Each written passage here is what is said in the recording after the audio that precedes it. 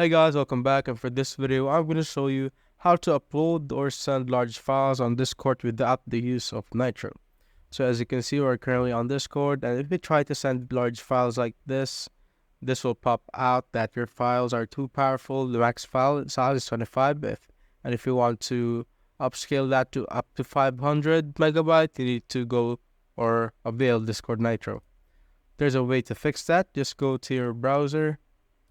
There's a way to embed the video to Discord. Just search for everywhere. So this is the site. After that, just click on the website and click on new post here on the top left corner and drop the file that you want to upload. So drop that file. You can remove or keep the audio. It's up to you. Let's try to remove the audio and wait for it.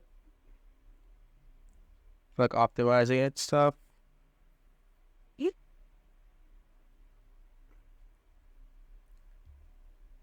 This might take time, especially for larger videos or something like that.